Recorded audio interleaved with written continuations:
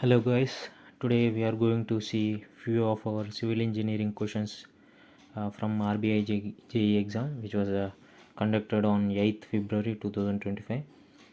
So very less posts are there for civil engineering. So these questions for this exam they will not give any response sheets, but these are the few questions which are few memory based questions. We can see I think nearly 10 questions are there. So let's see. The first question is find the moment of inertia for a rectangular section. So this is a rectangular section with width 200 mm and depth is 300 mm.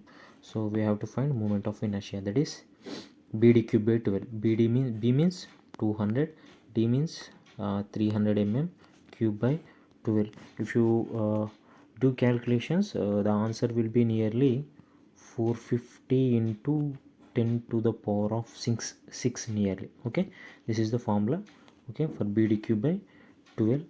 Okay, and next question. So effective length of column for a one end is fixed and other end is freehand. So usually there are four types of effective length of columns will be there. First one is pinned. Second one is fixed, both ends are fixed. And the third one is one end is pinned and other end is fixed. And final one is one end is fixed end and other end is free end. So for these four conditions we have to remember the effective length of the columns. For pinned it is L. Okay, effective length is L, and for fixed one it is L by 2. Okay, L by 2, half of the length. And for one end is fixed and for other end is pinned, it is L by root 2. And for fixed free condition it is 2L. Okay, so sometimes you may ask also to find which one is higher in effective buckling length formula, Euler's buckling length formula, pi square EI by L square formula. You have to keep these effective lengths in that, so that we get which is a higher one, which is lower value. They will ask in ascending, arrange them in ascending or descending order. Okay, next, third one, slenderness ratio of a compressive column subjected to dead load and love load. So here we have to remember nearly 3 to 4 conditions. There will be some tension column values also there. So first of all we see compressive column values. So for dead load and live load, the value will be 180. Slenderness ratio of a compressive column subject to dead load and live load, it is 180. And due to reversal of stresses, so what is the slenderness ratio of a compressive column? Due to reversal of stresses other than, okay, other than wind or seismic load. Okay, other than wind or seismic load, the value for this is 180 for same compressive column. Okay, so and another one is also there. This is first one and this is second one, and third condition you have to remember. Third one is due to other than wind or seismic, due to slenderness ratio of a compressive column due to wind or seismic load. Due to wind or seismic load, the value will be 250.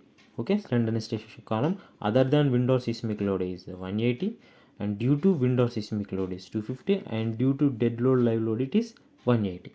And finally one more extra point I am saying, they will ask what is the slenderness ratio of a member of slenderness ratio of a tie member. Okay, tie member in roof truss. Okay, roof truss, only one condition. So for this the value will be 350. Okay, so these are the 4 points you have to remember. Okay, next one, fourth one. So shape factors, there are five shapes we have. For this we have to find shape factors. This is from structural analysis. Okay, this is from structural analysis. So for rectangular square section, shape factor is 1.5, and for circular section it is 1.7. Okay, this is 1.5, this is 1.7, and for T section it is 1.8, and for rhombus it is 2, and for triangular section it is 2.34. And another section is also there, I section. For this shape factor is from 1.2 to 1.4. Okay, these are the 1 2 3 4 5 6 shape factors is important. Mostly each and every exam will consist, mostly maximum every PSUs or JEE exams, they will ask about these shape factors in recent days. So read this and remember this. Okay, next question, fifth question. So what is the what which is known as when a column subjected to resist deformation and stress is called? Okay, resist to deformation and stress is known as stiffness. Okay, this is direct question, no need to go deep into this question. It is stiffness. Okay. Next, center line length of a 6 into 6 room with 300 mm width. Okay, so let us take a room. Okay, room of 6 into 6 means it is a square room with 300 mm of width. Okay, this is 300 mm of width. Each and everywhere it is 300 mm, and it is 6 meter length into 6 meter width. Okay, how to find for the center line length? Center line length will be calculated like this, from here to, okay, from here to here. So in 300 mm, okay, in 300 mm, if we take half, it is 0.515, and here is also it is 0.15. So total it will be from here to here, it is 6 plus 0.15. 0.515 means 6.30. Okay, 6.30 into here it is also 6.30. Okay, 6.30 into 2 times, and another one from here to here, it is here to here it is also plus 6.30 into 2 times. So for us 6.30 into 2 plus 6.30 into 2, so the answer will be around 25.2 meters you will get. Okay, and next, bending moment at a free end of a cantilever beam with point load at a free end. Okay, this is a cantilever beam with length L and with point load some P or W at a free end. They are asking what is the bending moment. Okay, na? Bending moment at this is I think it is not a free end, it is think it is at a fixed end, I think. Okay, so so bending moment at fixed end, it is maximum bending moment will be P into L, and deflection, maximum deflection at fixed end is free end is PL cube by 3I. Okay, so this is the standard question. Okay, remember. So in few of JEE questions they will ask cantilever with point load, UDL load, UVL load.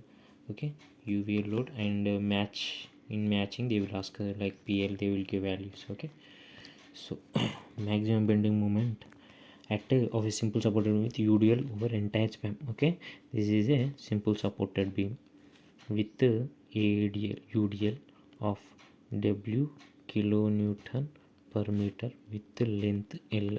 So what will be the maximum bending moment at center they are asking? So this is also a standard condition, so you have to remember, no need for going any calculation.